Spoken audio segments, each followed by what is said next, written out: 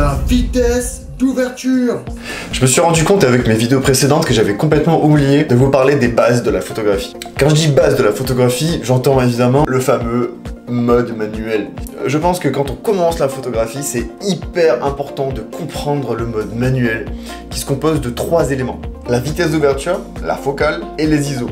Une fois qu'on a compris et maîtrisé ces 3 réglages-là, en fait, le mode manuel devient facile. Et on va commencer tout simplement avec la vitesse d'ouverture. En fait, quand on prend une photo, il y a un rideau qui s'ouvre et qui se ferme. C'est l'obturateur, c'est-à-dire que les chiffres que vous voyez sur votre appareil, donc ça peut être un quart de seconde, un 200e de seconde, un 4 millième de seconde, ou alors même carrément 15 secondes.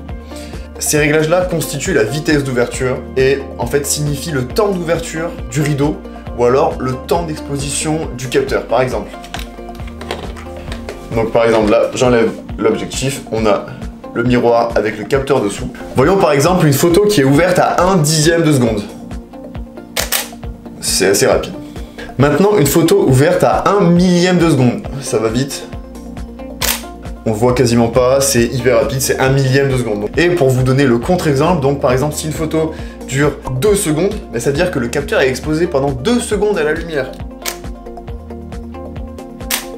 Pour les temps d'ouverture vraiment très longs, comme 5 secondes, 10, 15, 20, 30 secondes, en général ces temps-là sont utilisés notamment en astrophotographie, donc pour faire apparaître les étoiles. Très bien aussi pour faire apparaître par exemple des aurores boréales ou tout ce qui est peu lumineux. Et ensuite on peut aussi s'en servir pour faire des poses longues, comme par exemple vous avez déjà vu des photos avec des phares qui font des traits ou des lumières en fait simplement, comme on fait par exemple du light punching. Pour réaliser ces photos-là, on ouvre le capteur simplement à plus de 5 secondes. Une vitesse d'ouverture très élevée comme 1 millième est en général utilisée pour les scènes très éclairées, les scènes au soleil, ou alors les scènes où on a besoin d'avoir un sujet mobile net.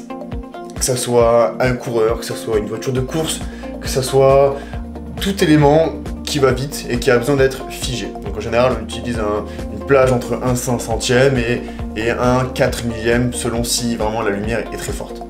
Si on fait des photos à main nue, il est conseillé de ne pas descendre en dessous de 1 50e. En dessous, à main levée, en général, c'est très dur de ne pas avoir des photos floues, sauf si vous avez un trépied, ou alors sauf si vous êtes vraiment très stable, il faut vraiment tenir l'appareil comme ça, pas bouger.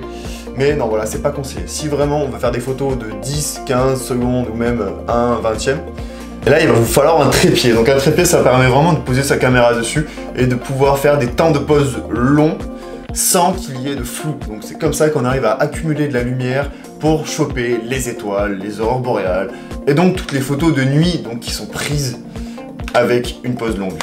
Bon voilà, donc j'espère que tu as compris la vitesse d'ouverture. Si jamais tu as d'autres questions, pose-les-moi en commentaire.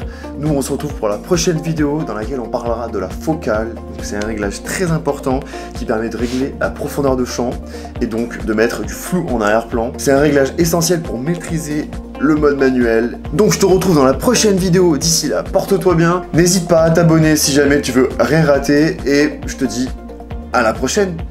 Ciao!